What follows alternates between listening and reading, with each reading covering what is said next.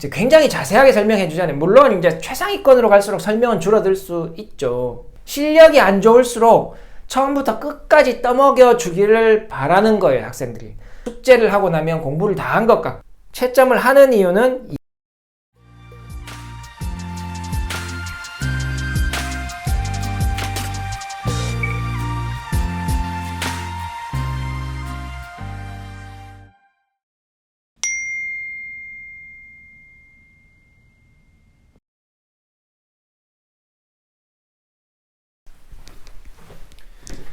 안녕하세요, 아는 선생입니다. 오늘은 문제집의 해설지 관련해서 말씀을 좀 드리려고 합니다. 시즌 5인데 시즌 1, 2, 3, 4, 시즌 4까지 제가 해설지 관련해서 영상을 찍은 적은 없는 것 같아요. 그래서 오늘은 해설지 사용법에 대해서 제 개인적인 의견을 좀 말씀드리려고 합니다. 제가 해설지 사용법이라고 제목을 적었는데, 사실 해설지는 저는 어떤 생각을 갖고 있냐 하면, 이 해설지는 선생님 역할을 합니다. 실제로 그래서? 선생님입니다. 해설지는 어떤 선생님이냐, 설명이 일반적인 문제집에는 문제 부분보다 얇게 해설지가 붙어 있죠. 그래서 그런 해설지들은 설명을 자세히 안 해주는 선생님 같은 거죠, 해설지가. 선생님은 수업 시간에 설명을 해준다고 하면 이제 굉장히 자세하게 설명해 주잖아요. 물론 이제 최상위권으로 갈수록 설명은 줄어들 수 있죠. 최상위권 학생들 같은 경우에는 학생들이 선생님의 설명을 거부할 때도 있습니다. 왜냐? 자기들이 풀 수 있는데 굳이 설명을 들을 필요가 없으니까. 시간 낭비가 되니까. 진짜 막힌 부분만 선생님이 뚫어주면 나머지는 자기가 해결할 수 있기 때문에, 그죠? 그 설명을 다 듣고 앉아 있는 것보다 그 힌트를 받은 부분부터 끝까지 자기가 해내는 게 자기한테 도움이 된다는 걸 알고 시간도 훨씬 효율적으로 이제 관리가 되기 때문에 그렇게 합니다. 근데 실력이 안 좋을수록 처음부터 끝까지 떠먹여 주기를 바라는 거예요, 학생들이. 덧셈 뺄셈까지 끝까지 내주기를 원하는 거죠. 태도가 좀 많이 다른 겁니다.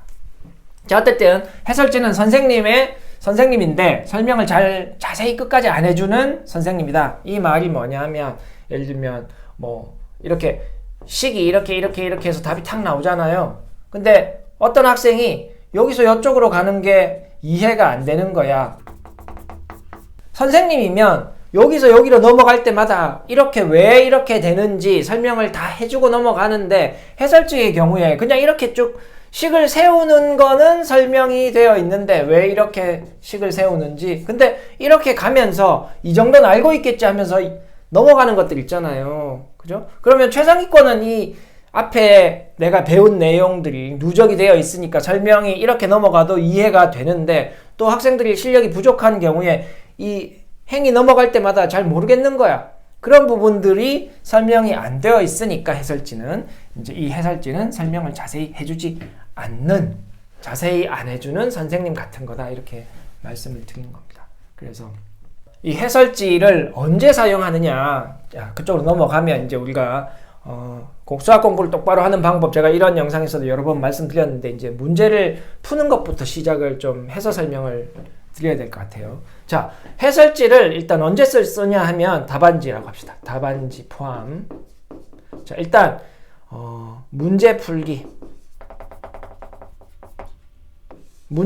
어떠한 문제를 처음 풀 때, 자, 이런 환경은 언제냐 하면 일반적으로 이제 숙제를 할 때죠. 학원을 다닌다고 생각하고 제가 말씀을 드리는 겁니다. 사교육을 받는다고 생각하면 문제를 푼다.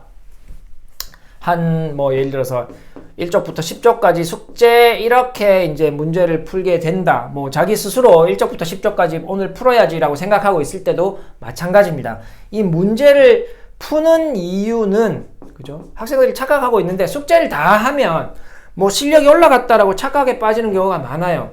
예를 들어서 한 80문제를 푼다고 했을 때 이 80문제를 1번부터 끝까지 쭉 풀고 나면 그냥 뿌듯하고 내 실력이 좀 올라간 것 같이 느끼고, 혹은 이제 대부분의 학생들이 생각하게 되는 숙제를 하고 나면 공부를 다 한 것 같고 그래서 뭔가 뿌듯하고 엄마한테도 공부했다고 막 이렇게 좀 그죠? 뭔가 목에 힘주고 있죠. 그죠? 그리고 게임 한 판 해야 되냐 뭐 이런 이야기를 할 수도 있는데 어쨌든 이 문제를 푸는 목적은 제가 여러 번 이야기 말씀드렸지만 문제를 이렇게 푸는 목적은 그죠? 그 다음 단계인 그냥 간단합니다. 채점을 하기 위해서입니다.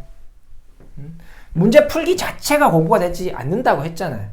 채점을 하면 그죠? 채점을 하면 이런 부분이 나오고 이렇게 틀린 부분이 나오죠. 채점을 하는 이유는 이것 때문이 아니고 이것 때문입니다. 내가 이걸 아는 문제라고 했을 때 왜냐? 풀어서 맞았으니까. 자, 여기 중요한 거는 혼자 풀어서 맞은 거예요. 혼자 풀 수 있는 문제는 처음부터 끝까지 시작해서 답이 탁 나와서 그 답이 딱 답하고 일치했을 때 그러면 동그라미를 치게 되는데 이건 아는 문제죠. 그러면 혼자 풀어내지 못하는 문제는 모두 X 표시가 되어 있어야 하는 겁니다.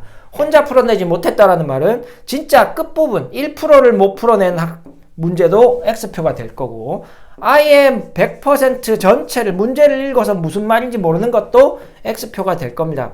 이런 X표, 내가 못 푸는 문제를 찾기 위해서 문제를 풀 때는 절대로 해설지를 참고해서는 안 된다. 이 해설지를 참고해서는 안 된다는 의미에는 사실 이 문제 푸는 환경이 시험 칠 때와 같아야 한다는 거예요. 시험 칠 때와 같아야 정말 완벽하게 처음부터 끝까지 풀어내서 답을 마친 것만 동그라미 칠 수 있고 나머지는 X 표시를 할 수 있는 거예요. 해설지도 참고하면 안 되지만 묻는 것도 안 됩니다, 사실. 엄마한테 묻거나 초등학생들, 아빠한테 묻거나 그죠? 수학 공부를 열심히 하는 아빠한테 묻거나 중학생들 마찬가지예요. 어쨌든 이 채점을 하기 전에는 딱 시험 칠 때처럼 해야 된다는 겁니다. 시험 치는 환경에서 문제를 풀고 채점하라는 거예요. 그렇기 때문에 해설지로 넘어가면 절대로 라는 말을 붙일 수 있는 겁니다. 이때는 진짜로. 근데 채점이 끝난 상태라고 합시다. 자, 이제 채점이 끝난 상태 이후에는 해설지를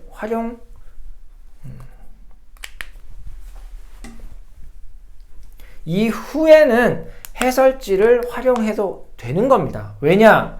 해설지는 선생님이니까. 자, 틀린 문제가 이렇게 있는데 이제 다시 푸는 거예요. 다시 풀어야 되는 겁니다. 공부를 한다고 생각을 하면 왜? 이 틀린 문제를 원래 풀어서 맞힌 수준으로 만들어야 실력이 올라가는 거니까. 그래서 틀린 문제를 다시 풀어서 진짜 실수로 틀리거나 조금 다시 풀어보니까 또 생각이 바뀌어서 이제 똑바로 풀어서 맞히거나 이런 문제가 있을 수 있죠. 근데 이 문제는 누가 좀 뚫어주면 좋을 것 같은 문제고 점점점 이 문제는 아예 진짜 모르겠고 뭐 그런 것들이 있잖아요. 그러면 이때 만약에 이게 집이잖아요. 집에서 이런 거라고 하면 만약에 진짜로 그러면 옆에서 누가 가르쳐 줄 사람이 필요하죠. 근데 가르쳐 줄 사람이 없어. 그러면 해설지가 선생님이 되는 겁니다. 이거를 다 모아놨다가 그죠? 학원을 다니면 학원에 가서 질문할 수 있습니다. 근데 성적이 실력이 부족할수록 이런 작업을 안 하죠. 틀린 문제 자체를 공부를 안 합니다. 한 고등학교 기준으로 따지면 한 3등급, 우리가 중상위권이라고 할 수 있는 한 3등급, 4등급, 5등급, 3등급부터는 복습 잘 안 합니다. 2등급과 3등급의 차이는 그런 거예요. 복습을 시작하느냐, 틀린 문제에 대해서 풀어내려고 노력을 하느냐, 이런 학생들이 이제 3등급에서 2등급으로 넘어가는 거고, 제 책에서도 말씀을 드렸었지만 2등급에서 1등급으로 가는 아이들은 더 틀린 문제에 대해서 집착하는 거예요. 노력하는 거죠. 그런 학생들이 1등급이 되는 겁니다. 자, 그래서 이 상황에서는 그죠? 해설지를 참고해야 됩니다. 왜? 아니 지금 내가 수학 공부를 하는 중이고 뭐가 꽉 막혔어. 꽉 막혔는데 어떤 문제는 앞에 거를 참고 내용을 참고하든 비슷한 문제를 통해서 내가 뭔가 거기서 깨닫는 게 있으면 이 문제도 풀리겠죠. 근데 진짜 모르는 문제가 있으면 해설지를 참고할 수 있는 겁니다. 왜? 선생님이니까. 학원을 다니고 뭔가 과외를 하고 그래서 다음번에 해결해도 되는 거면 다음번에 해결해서 알게 되고 그런 프로세스, 그런 과정으로 공부를 하고 있고 실력이 올라가고 있다면 그렇게 하면 돼요. 근데 만약 그게 아니고 일단 지금 뭔가 선생님한테 물어볼 수 없고, 그죠? 나는 진짜 알고 싶은데 그러면 이 상황에서 해설지를 절대 보면 안 된다. 그건 아니죠. 해설지 봐야죠. 왜 해설지를 보는 게 의미가 있냐면 아까 여기서 말씀을 드렸잖아요. 여기서 막혔다라고 하면 이 부분을 해설지를 통해서 힌트를 얻어서 그 이후에 내가 답을 딱 내는데 다시 노력을 하면 이거 해설지가 선생님이 잘 된 케이스입니다. 근데 문제는 뭐냐 하면 실력이 안 좋을수록, 그죠? 실력이 안 좋을수록 어떤 일이 있냐면 예를 들어서 가유형은, 그죠? 예를 들어서 좀 모르는 문제가 나왔는데 가유형은 이렇게 해설지를 보고 똑같이 한번 써보거나 이런 식으로 해서 이렇게 푸는구나 하고 끝까지 거의 외워버립니다. 눈으로.